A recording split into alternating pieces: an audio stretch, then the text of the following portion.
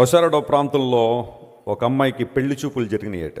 యవ్వన కాలంలో రాగానే వివాహాలు, పెళ్లి చూపులు, ప్రధానాలు, ఎంగేజ్మెంట్లు ఇవన్నీ సర్వసాధారణంగా జరుగుతూ ఉంటాయి కదా.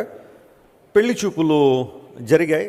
అబ్బాయి వారు అమ్మాయి ఇంటికి వచ్చారు, అన్నీ చూసుకున్నారు, చాలా చక్కగా పెళ్లి చూపులన్నీ అయిపోయి అబ్బాయి వారు వెళ్ళిపోయారు. ఇప్పుడు అమ్మాయి తల్లి అమ్మాయి దగ్గరికి వచ్చింది, అమ్మ నీ అభిప్రాయం ఏంటమ్మా అని అడిగింది.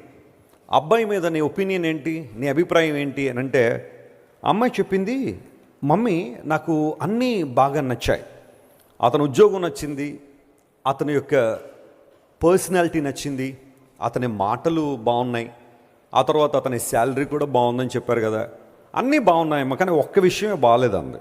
అదేంటమ్మా అంటే ఆ అబ్బాయి అప్పుడప్పుడు నవ్వుతున్నప్పుడు కొంచెం పళ్ళు ఎత్తుగా ఉండడం ద్వారా ఆ నవ్వు చాలా ఆక్వర్డ్గా ఉందమ్మా, కొంచెం ఇబ్బందికరంగా ఉందమ్మా అని తన సంశయాన్ని వ్యక్తం చేసింది. అప్పుడు తల్లి ఏముందో తెలుసా, ఓరి పిచ్చి తల్లి, నిన్ను కట్టుకున్న తర్వాత ఆడేమన్నా నవ్వుతాడా? నిన్ను కట్టుకున్న తర్వాత ఏమన్నా నవ్వే ఛాన్స్ ఉందా? అందును బట్టి ఆ విషయంలో నువ్వేం వరి అవ్వాల్సిన అవసరం లేదు. అది నవ్వేదంతా కూడా నిన్ను కట్టుకునేంతవరకే, ఆ తర్వాత నవ్వంతా ఏమైపోద్ది, ఆవిరైపోద్ది. కాబట్టి అదే ఇబ్బంది అయితే పెద్ద ఇబ్బంది ఏం కాదు, ప్రొసీడ్ అయిపోతుందట. చాలామంది జీవితాల్లో నవ్వు కొంతకాలమే, కొన్ని అనుభవాల్లోనే, కొన్ని విషయాల వరకే చాలామందికి నవ్వు ఉంటుంది. కానీ బైబిల్ సెలవిస్తూ ఉంది, దేవుడు మన నోటి నిండా ఏమి ఇచ్చాడట? నవ్వు ఇచ్చాడు.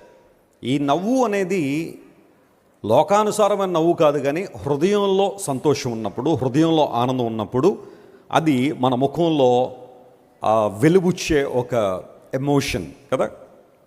హృదయంలో సంతోషం ఉన్నప్పుడు పైకి మనం నవ్వుతాం. దేవుడు కూడా మన హృదయాల్లో ఆనందాన్ని, సంతోషాన్ని ఇవ్వాలని ఆయన ఆశపడుతున్నాడు. నేను మనస్ఫూర్తిగా కోరుతున్నాను, 2025 సంవత్సరం మీరందరూ మనస్ఫూర్తిగా నవ్వాలా, ప్రతి పరిస్థితిలో మీరు ఆనందంగా ఉండాలా, శాంతిని అనుభవించాలి.